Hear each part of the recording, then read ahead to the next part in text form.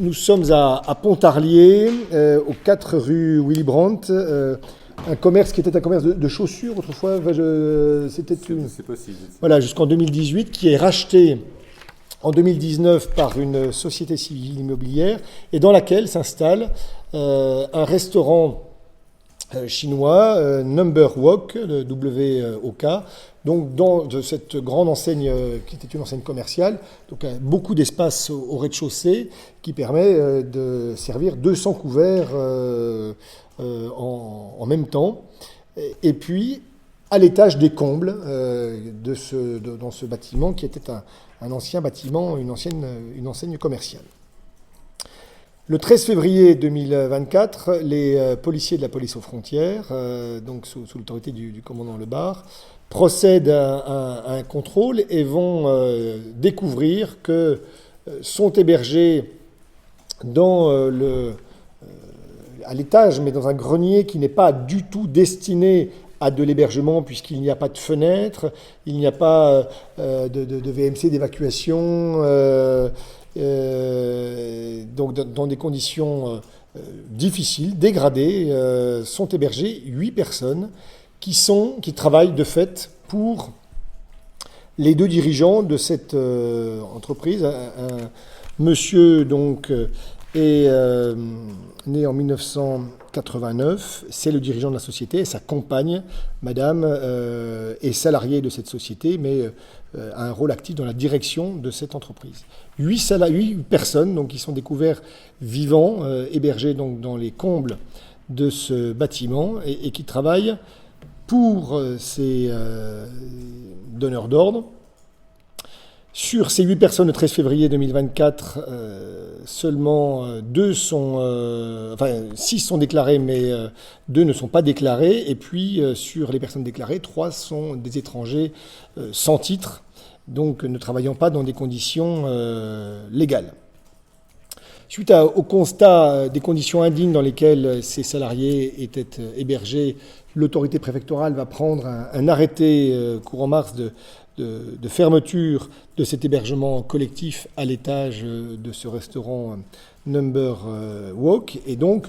nous nous apprêtions à engager des poursuites contre les dirigeants de cette société sur la base du constat qui a été fait le 13 février. Et puis, des renseignements recueillis par la police aux frontières postérieurement à leur premier contrôle nous ont convaincus qu'il était pertinent d'organiser un deuxième contrôle avant éventuellement d'engager des poursuites pour s'assurer que cette entreprise s'était mise dans la légalité et embauchait désormais des salariés tous parfaitement déclarés. Donc un deuxième contrôle a été mis en place le 8 avril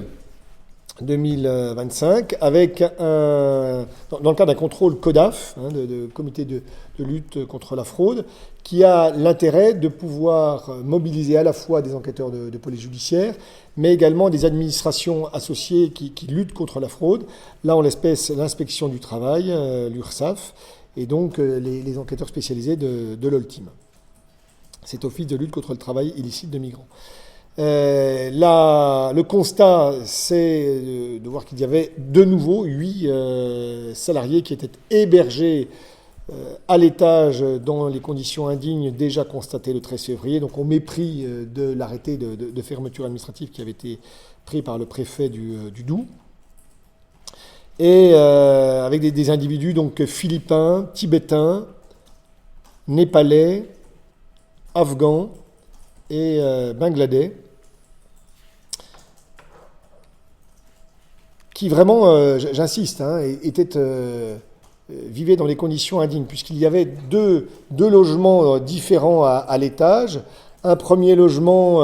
avec des chambres vraiment petites, l'une d'entre elles faisait 6 mètres carrés, des gens qui étaient, pour certains, qui dormaient sur des matelas, des sanitaires extrêmement sommaires, et puis sur un deuxième logement dans une autre partie des combles, où là les conditions étaient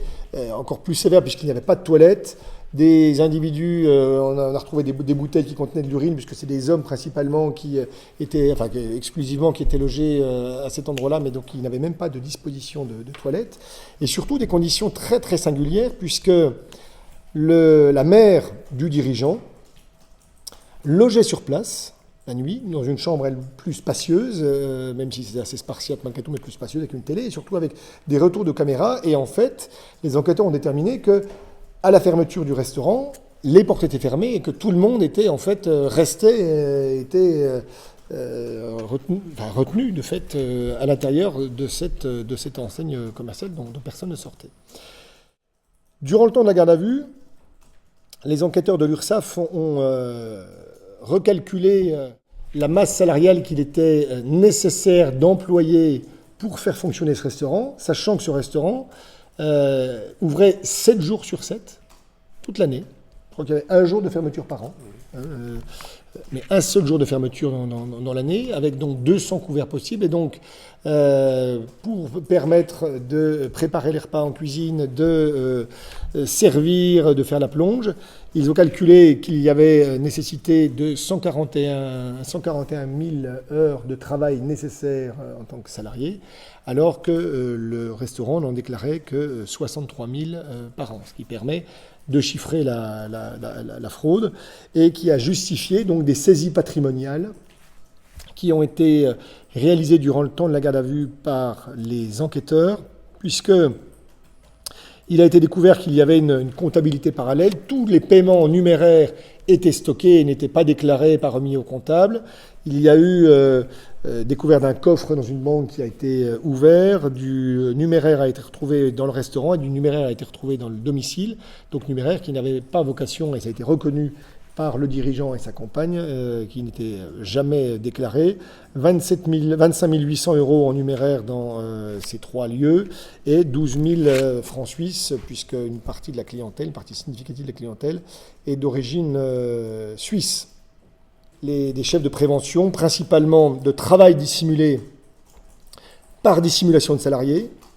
140 000 heures nécessaires pour faire fonctionner le restaurant, 63 000 heures déclarées, et travail dissimulé par dissimulation d'activité qui correspond notamment à tout le numéraire qui était dissimulé et non déclaré. Et puis, autre délit plus inhabituellement poursuivi, la soumission de salariés à des conditions d'hébergement indignes, un délit puni de 10 ans d'emprisonnement et qui permet, comme le permet le délit de trafic de stupéfiants, des confiscations générales de patrimoine. C'est ce qui a permis de procéder à des saisies indifférenciées, puisque ce délit de soumission de salariés à des conditions d'hébergement indignes est sévèrement réprimé par la loi. Voilà ce que je pouvais vous indiquer à ce jour. Donc, ils seront jugés le 26 septembre 2025 devant le tribunal correctionnel. Et dans ce délai, le juge des libertés, après le déferment au parquet, leur a imposé, le juge des libertés et de la détention, différentes interdictions. L'interdiction de gérer un commerce, l'interdiction de se présenter au 4 rue Willy Brandt où se trouve le restaurant Number Walk, et l'interdiction d'entrer en contact avec ces différentes personnes qu'il faisait travailler dans des conditions